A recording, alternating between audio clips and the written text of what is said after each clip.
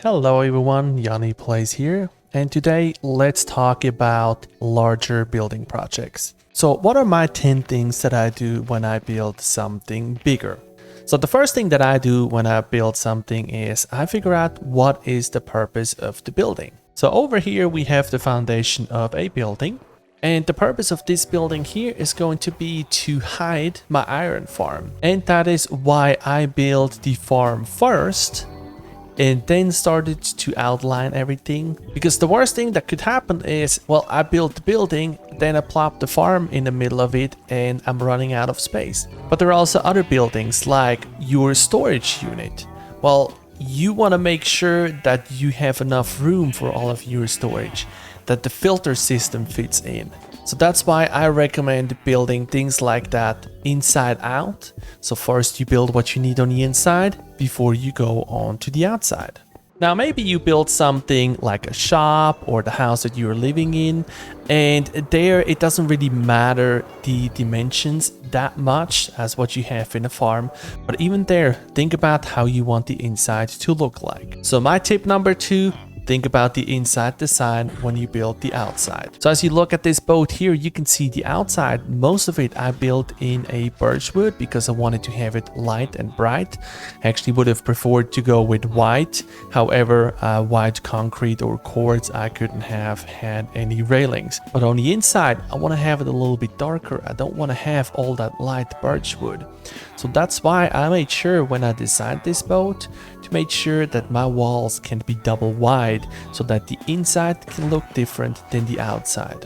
Same for the ceiling. As you can see, I went here with a fairly simple ceiling design, but when we go up one floor, you don't see anything of this design because, again, as you can see, the ceiling and the floor each have their own layer. Number 3, reference pictures. Now here I'm not going to show you the reference pictures that I picked for my build because I don't want to have any copyright issues. So I just went on Google Maps and pulled up the locations on here. And one single build may have multiple different reference pictures. Now here from this reference picture, I'm mostly interested in how does the wall to the city look like? And then also things like landscaping, how are things landscaped? Buildings in the middle of it, rocks, and some more retention walls. Another example is this picture here, completely different area. But here I was interested, well, how do stairs look like? How can I make that look nice? And then again, in the same location, we just looked at the street down here. I have an example here. Again, how to build a larger building on top of a hill. And then my last reference picture, well, how could it look inside the city? How does the floor look like? How does it connect up to the buildings? How do the buildings connect from each one to another? Different roof ideas again, and also different color themes and color ideas. Number 4, go into your creative world and try out a few different build palettes and what you would like to build, different designs, and also go ahead and build up maybe 1 or 2 houses or on a riverboat that you just saw. I actually built out the whole section so that I could figure out multiple different designs, have them side by side and compare what do I like, what do I don't like. And then number 5, go and gather material before you start. Especially if you're planning to use special material, like for example, you want to add in some tuff or material that just takes you a while to gather. For example, if you want to use deep slate, make sure to gather that from begin with. Then the next few tips kind of run together.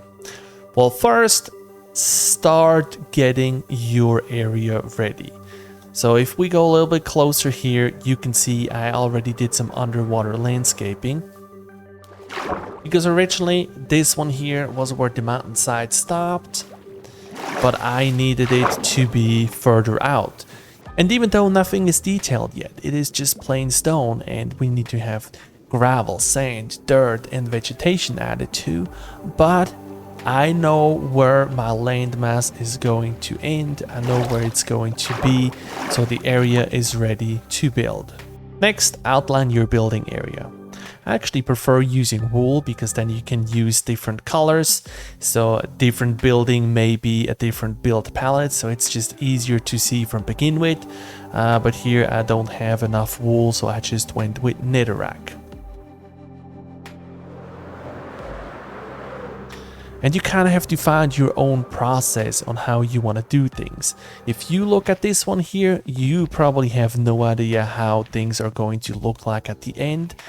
But as long as I as a builder know where what goes, that is enough.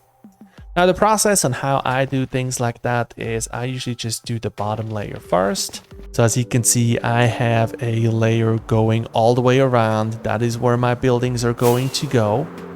And then in second phase, I started over here, adding the height from the first buildings in. And then you also can see I kind of outmarked where exactly the buildings are going to go. You can see there's going to be one building over here, and this one here is just going to be a wall coming up and ending here. Also, as you can see, I just did the second layer or the upper layer on the first part of it. It's probably about a quarter of the whole thing around, because I have to build in sections. So if Minecraft is not your full-time job, then you're not going to have hours upon hours to build something like this one here. And just to finish one section here is going to take me quite a long time.